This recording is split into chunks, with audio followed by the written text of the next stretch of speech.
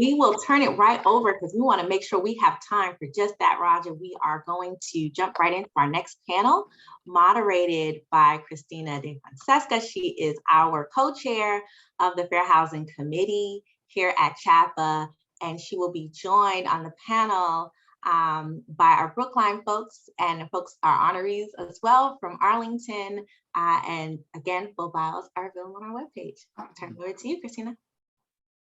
Hi, everyone. I'm really excited to be here and to have a conversation with all of you about some of these great initiatives that you all have undertaken. For the audience, what we're going to do is we're going to hear for a few minutes from Adam and Jennifer about their plan, just to give us some background, and then we'll hear for a few additional minutes from Roger, Virginia, and David about their plan, and then we'll come back and have some questions after that. But Adam and Jennifer, if you want to go ahead and share a little bit with us, that would be great. Great. So Jenny, you'll share your screen. Okay.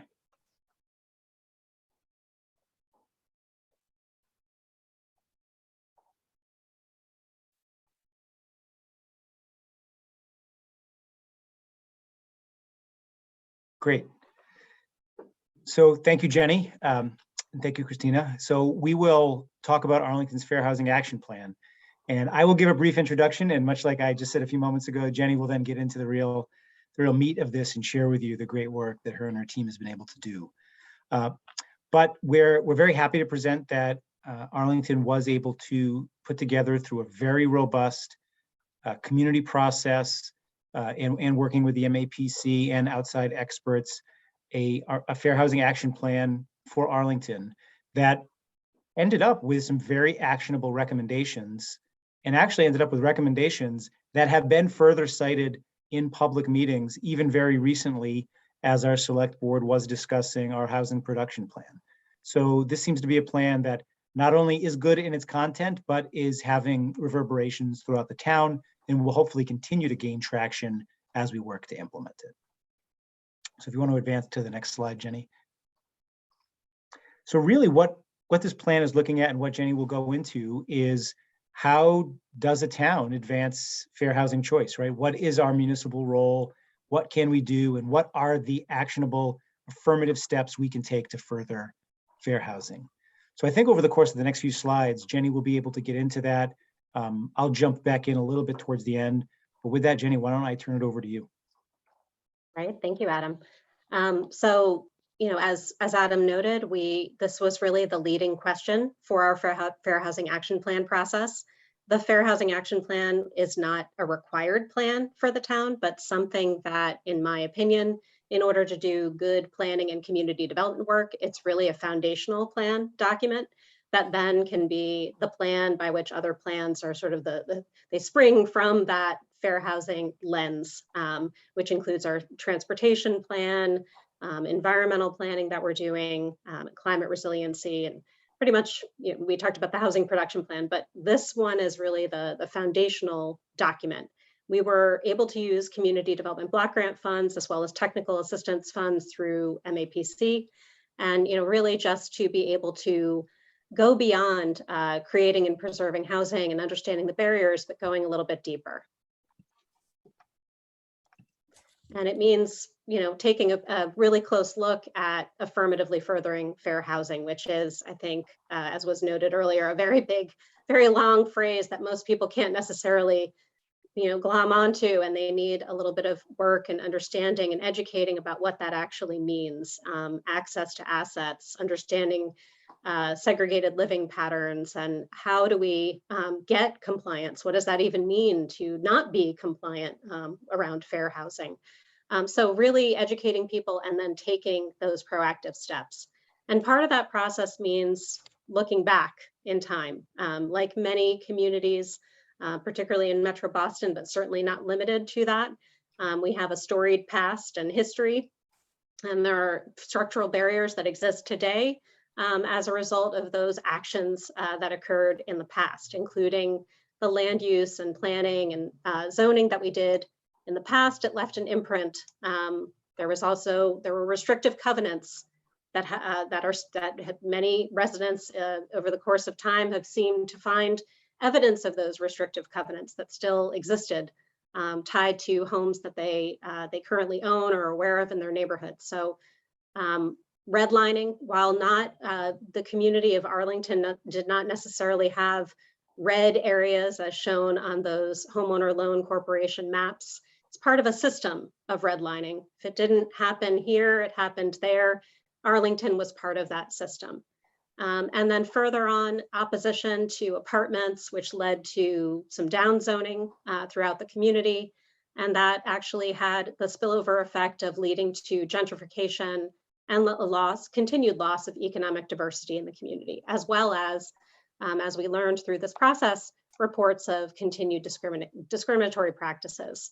So we landed on some very clear action plan findings that are grouped into various categories to, essentially illuminate specific data points and opportunities for areas where we needed to work. Particularly finding that both from the people side of things and the nonprofit organizational and town side of things, there are constraints due to a lack of resources in order to even address the issue. And that some of our governance structures are still not where they need to be at in order to address these issues. And then moving into some of our recommendations, sweeping a range of recommendations, not all focused just on private entities, but also on what the town can do. And some of them are related to our zoning bylaw, and some of them are non-zoning techniques that we learned about and that we're now trying to incorporate into our work, including how we engage people in our planning processes, understanding different protocols that we might need to put in place in order to better respond to complaints. And we know that we always face a lot of opposition to housing, and that I think, as was said earlier as well, opposition can be framed in different ways, where the argument actually might sound like a reasonable argument, but in reality, there's a lot of coded language about not wanting to welcome new people into our community. And so this is all part of when we were thinking about the Fair Housing Action Plan. It is as much related to the creation of new housing and housing opportunities and affordable housing as it is to discriminatory actions. And understanding the relationships between those two is very important. And a lot of it ties back to how we build support for housing, which means, as I said in the beginning, centering equity in all of our work, embedding the recommendations from the Fair Housing Action Plan in other plans, which included the Housing Production Plan, sustaining those opportunities for engagement, building new partnerships, and to keep an open mind and inquire, not just advocate for the change, but to keep on asking questions and be open to change. And Adam? The part I would add to this, which I think has been a theme we've heard throughout the session today, is building support can't be done by the city or town government alone. I think the city or town government leaders and directors can help to build a coalition that comes out to public meetings to both educate and speak in favor of housing options. And again, we are talking about it here. I know the first panel talked about it in the office yesterday, that without residents coming out and speaking in support of these types of plans and the implementation of their recommendations, success is hard. So I think a big part of the building support is coalition building, is partnership building, and providing safe public spaces for people to be able to come out and express that support. So with that, thank you so much. I saw in the chat a link to the Fair Housing Action Plan, and of course, please feel free to stay in touch. We'll keep on chatting through this panel. Thank you. Thank you. Great. Thank you so much. And I think now we'll hear for a few minutes from Roger, Virginia, and David. I don't know who wants to start, but I know you have a presentation for us as well. Thanks, Kristina. Before David gives you some further insight on the research and analysis which our housing division staff did, in support of the Housing Advisory Board's recommended action. I'll share with you just a quick overview of the sequence of steps that our board and the town took to reach this positive outcome. First, the HAB discussed generally whether in our housing policy role, we should consider lowering for Brookline the Commonwealth's 70% local preference guide or cap in order to realize greater diversity in our housing, affordable housing lottery winners. All 7 of our HAB members agreed that we should explore this further action. And so we asked our housing division staff if they would analyze the profile of our past housing lottery pools on a what-if basis to discern if the outcomes would have been any different previously, and also to inquire of several of our counterparts in some neighboring communities. When our housing division staff returned with the results of their work, HAB members all agreed easily that we should lower the 70% preference. Then the question was to how much? Board members' views on this specific question ranged from lowering it to 50% to lowering all the way to 0. In other words, to eliminating the local preference entirely. We reached a consensus, no surprise, at the midpoint, and that's more or less how we ended up at the 25% local preference that we have today going forward. As an advisory board, we then communicated the HAB's work and recommendation to both the town's planning board and our select board, both of which expressed their support. Now let me introduce David Guzman, our housing planner, and David will give you a brief summary of his work, which led to the Housing Advisory Board's decision and our very comfortable decision that the change and this change that Brookline has adopted. David? You need to unmute. You need to unmute, David. Thank you, CHAPA friends. It's a pleasure to be here. We're really delighted. This is an effort that happened, as a team, and I feel really happy that working in such an environment like Brookline, especially with talented people at the Housing Advisory Board, staff people like Virginia, Joe, and social people. So yeah, I just want to talk about the process about identifying the numbers and the statistics that actually triggers lowering the local preference. And as you may know, local preference is a system of preference and priorities for selecting buyers or renters of affordable housing units in a lottery system. So I have the responsibility to conduct lotteries for the town, especially for the resale of affordable units, but I usually attend the lotteries conducted for 40B projects. And what I notice is actually, so we have a large volume of application in those lotteries. Like for instance, we have a lottery recently, like 2 years ago, and we have 700 people applying for 5 units in one of the 40B projects. So, what the HAB found, and then with all the support data, is that actually when we have local preference, essentially what we are doing is just filtering the opportunity for outsiders and people, non-locals, to participate and enjoy, the benefit of receiving an affordable housing opportunity in Brookline. So, that kills us definitely. So next page, Dana. And then I just want to provide some legal context about, so we have in our inclusionary zoning bylaw, we have a legal provision for the implementation of local preference up to 70% of the general pool in a lottery. But we also follow the comprehensive pertinent law when we have 40B projects, and I mean the requirements are more stringent. So the developers are required to provide like a market analysis, demographic analysis, why they are requiring to use local preference. And in the provision of the 40B affirmative marketing guidelines, It's next slide. It's a little bit complicated, but once you get the point, it's essentially, and this is a great tool actually, so you can balance participation of minorities within the local preference pool. So it's important to mention that local preference only applies for initial lease-up and for initial home ownership lotteries. So once they are all just, occupied and the next turnover the unit is available, there's no local preference required.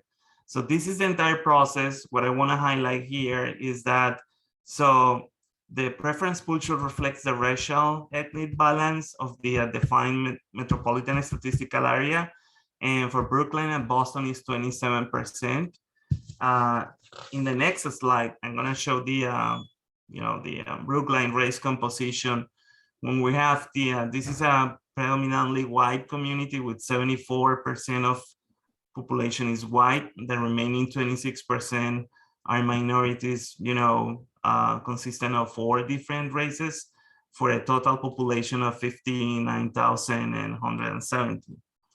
So this is really important when we're conducting lotteries, because we just want to make sure that we have the structure needed in order to satisfy the 40B requirements in terms of balancing the local preference pool. So, the minorities can have a chance of participation and selection in the pool. So next slide. So this is what is really interesting, and this is what we found from the legal perspective and the legal framework of the analysis, is that there's a lot of significant legal research in the area.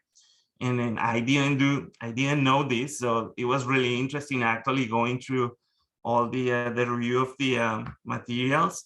And there's certain potential adverse discriminatory effects, and when using local preference, especially in majority white communities.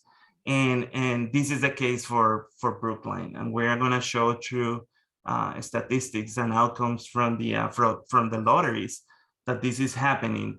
There's like a disparity happening just because the statistical result, when you are just merging the local preference and pulling out people from the local preference, so you are technically narrowing the opportunity for minorities or non-locals to be chosen and selected in the process.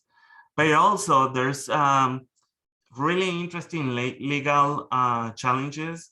And local preference could be at the risk that actually it could provoke an infringement upon the right to travel and migration as a constitutional concern. And because it could have adverse discriminatory effects by excluding protected classes, it could also violate the Equal Protection Clause, but also it could violate the Fair Housing Act because, without knowing, could create a perpetuating discriminatory racial effects. So I just want to read this paragraph that I found really interesting. Courts have found that residency preferences, when applying racially segregated areas, facilitate or perpetuate segregation by limiting the opportunities for proximate non-residents of color to procure affordable housing in predominantly white municipalities. And I think that this is one of the cases that we found in Brookline. Next page. So I'm gonna talk, so these are the current efforts, and I can go really quickly, and then we're gonna talk about the methodologies used for this analysis and the findings. So far, we have been doing an analysis of impediments in conjunction with the Metro West Home Consortium. This is a 13 members communities grouped together in order to manage and administer federal home funds, and Brookline is one of them. So we spend like 24 to 18 to 24 months recently developing this plan with a consultant, and we are doing a lot of implementation, identifying barriers, but conducting testing as well. So that's really interesting. And then the other element that we're conducting in 40B lotteries is actually making sure that the preference pool is being balanced to reflect that 27%, but it also, we look really carefully to the fair housing marketing plans and tenant selection plans of 40B developers. And then in the resales, and that's something that I manage personally, so no local preference is required, but we are doing in working with DHED is making sure that we are conducting an extensive outreach beyond Brookline, so we can include people actually, minorities, Spanish speaking, Blacks, African Americans, to make sure that they have participation in our lotteries. That's really important. So next slide, Lena. And this is the so this is the methodology. We just get data from the 13 member communities of the consortium. We also have racial breakdowns from 40B's permitted projects and inclusionary zoning cases from lotteries. We also conduct conversations with, state agencies and municipalities, and we have data from the US Census. So this is the first finding. And this is pretty basic, but it's saying a lot. So we found that most of the consortium communities use a local preference policy. And we also found that the intention of this local preference is actually is a protective measure in order to facilitate current residents to access scarce affordable housing resources.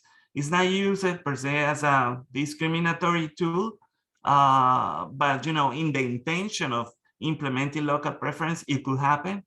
And then the third finding is most communities implements local preference provisions from the 40B affirmative marketing and selection program guidelines. So so based on available lottery data, there is evidence that the inclusion of a local preference pool decreases the likeliness selection of minorities. And it also have the opposite effects actually for the largest predominantly race increases opportunity. And we're gonna find it in the next sample actually. That's one of the lotteries. This is the one that actually they got just like 700 applications. And if you see under the column all applicants, that's the general pool.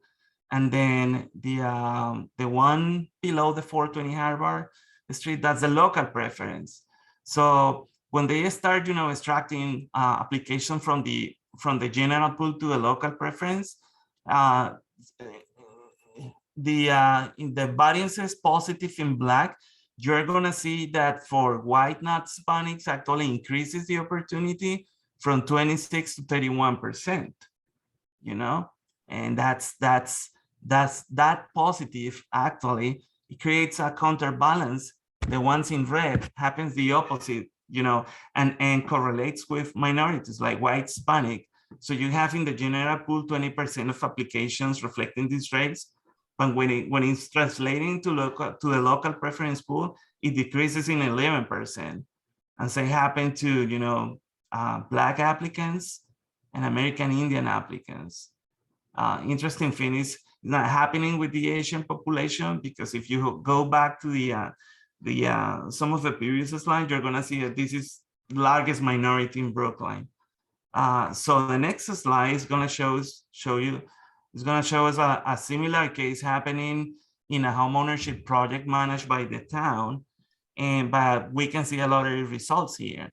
If you see, this is not significant for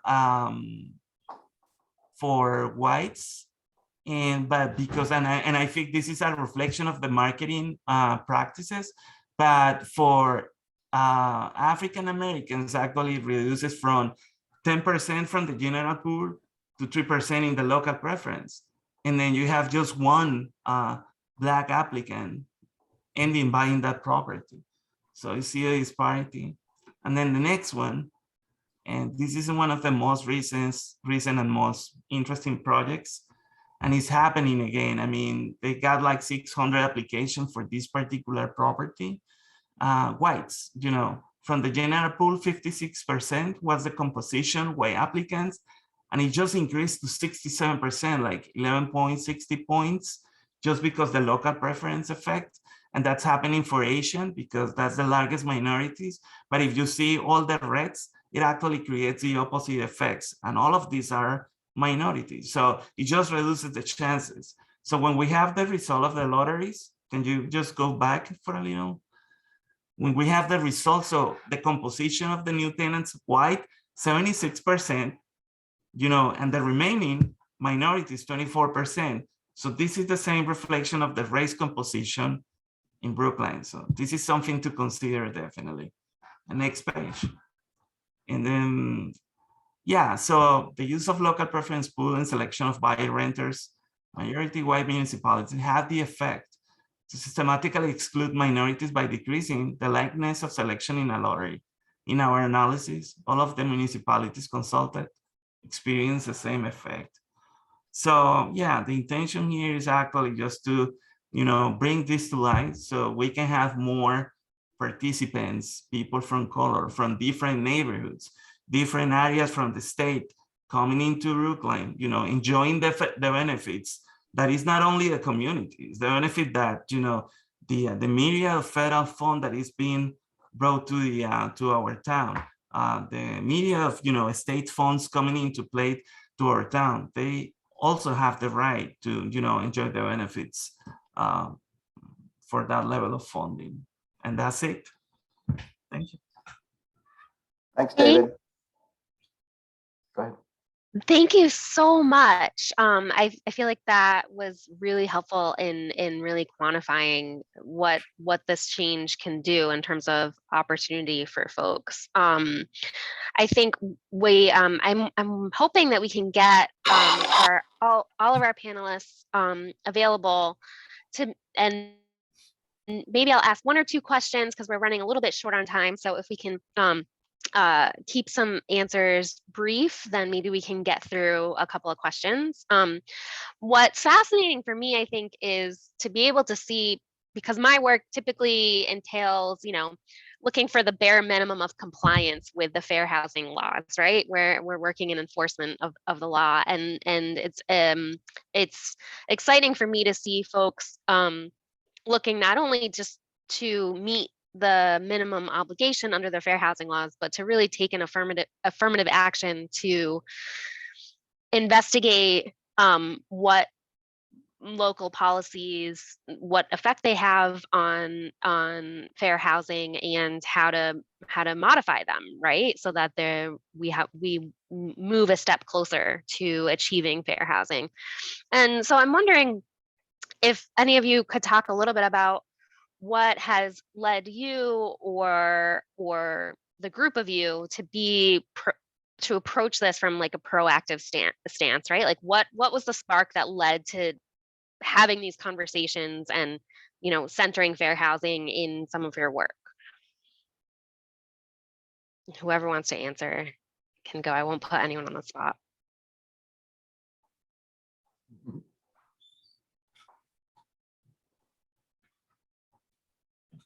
Well, I'll do it. Come on, Roger. I can speak. I mean, from my perspective, I can tell you, and Roger, already mentioned that, is the fact that, well, Roger is my pal when we run lotteries, in-house lotteries. And we notice actually, it's a really emotional event with a lot of expectations and people really expecting to have that opportunity. So it just breaks my heart when you have, 40, 45 families in line just waiting for ticket number one. So just imagine that when you have local preference, and I remember that when it was really controversial, 700 people just for 5 units. So definitely we need to do something that actually creates opportunity and equal chance of opportunity for everyone to participate. And the reason is that, we can control our limits because these projects are receiving funding from federal, from the state, from the, municipal funds. So in that externality, we need to do something. And that's one of the reasons I saw and I envisioned, lowering the threshold on local preference. That's my 20 cents contribution. Thanks, David. Hi, I'm Virginia, and I just want to say that in addition to actually changing the local preference, it's really important for communities to understand what they can and can't do regarding local preference. So for instance, I get calls all the time when we have a lottery, hey, I don't live in the town, can I still apply? And to me, like, that should not be a question that people have to ask or feel like they have to ask. So I think it's really important to reiterate the fact that you cannot advertise local preference in any of your written materials. So we never do that. We do a lot of outreach. And I think that really our goal here is to try to give as many people that want the opportunity to live in Brookline at least a chance, right? To try to be able to have an affordable unit in Brookline. I think the other piece of that in communities like Brookline is to really continue to build affordable housing. I mean, we are lucky that the community has been able to take advantage of a very, very strong real estate market. And we've had 17 40Bs and 18 inclusionary zoning projects in the last 5 to 7 years with over 1,500 units. 425 of those have been affordable. So I'm saying the opportunities are very limited for the need. And we need to make sure that people feel very able to take that need wherever they can. So I don't know if I'm making sense, but. You're making perfect sense to me. Jenny or Adam, do you want to respond to that question? I mean, I would quickly jump in to say, in Arlington, we started to really plan for equity work back in 2018, leading to the creation of a DEI director's position in 2019. And as we really started to dig in and try to focus across all departments on our equity work and plan that work, I think it became clear when Jenny brought it forward that if we weren't looking at fair housing, we weren't really looking comprehensively at equity work. So I know Jenny talked about centering equity in all the work that we do, and I think that was the impetus, right? That we were and we are committed to equity, and fair housing is such a huge piece of that in the community. I'm curious if any of you have any lessons that you learned throughout these processes that you would like to share with folks across the state, or if there's something that you feel like might be useful for folks to know in other communities if they're thinking about engaging in processes similar to what you've gone through. So I think it's really just starting the work and taking that first step and that leap, talking with elected officials, talking with, your committees or boards, talking with people in the community about why it's important to move the work forward, and really doing some of that organizing effort to just get the work started. Sometimes that's really as basic as it is when you're starting something new at the local level. It's really sort of a groundswell of interest and momentum. And then, of course, hopefully, eventually the resources to sustain the activities. And I think it's just really taking that first step and being bold about it and committed to the reasons why it's important to keep it going. Somebody mentioned earlier in this session about you don't just rely on your government officials to make something move, to move the ball, in this case on fair housing. And I think that's important to reflect on. In Brookline's case, I think having a kind of an intermediate and advocacy citizen volunteer boards and commissions. We happen to be housing with the Housing Advisory Board. That's a good intermediate place where people can advocate. You are kind of part of the town government, but you're also a citizen. And I think that was a significant factor in Brookline's ability and positioning to be able to move this along actually so easily. Jenny's nodding, and if not mentioned earlier, she's a great example of the caliber of people that the town's been able to attract as active members of its Housing Advisory Board. So Arlington, you have to share her with us. Glad to serve on the Housing Advisory Board with you. Jenny's invented a 26-hour day somehow. Well, I think yeah, there's always more work to do, particularly in the fair housing world for sure. But so I think we'll end it there. And I applaud all of your efforts and am excited to have learned a little bit from each of you in the work that you've done. And I'll hand it over back to Whitney to wrap up